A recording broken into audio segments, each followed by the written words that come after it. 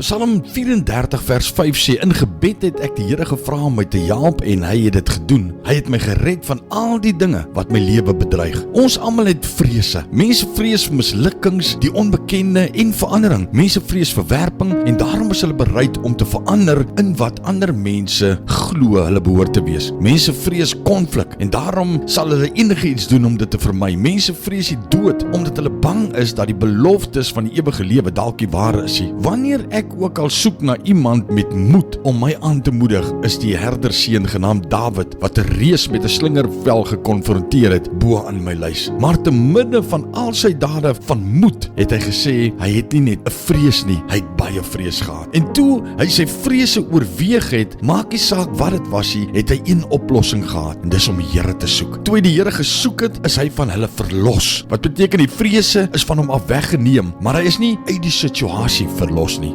Skielik het hy te midde van konflik die moed gehad om te doen wat hy moes doen om die probleem op te los. Of dit nou 'n reus was of om te regeer en die koninkryk te bou, moed vir Dawid en vir ons almal is die krag om ons vrese te beheer en om te doen waarvoor God ons geroep het. Abba Vader, dankie Here vir 'n man soos Dawid. Dankie Here dat ons kan kyk na sy lewe. Dankie Here dat ons vrees kan oorkom. Dankie Here dat ons kan moed hê, dat ons kan krag hê om ons vrese te beheer en om te doen waarvoor U ons geroep het. Ons bid dit in Jesus se naam. Amen.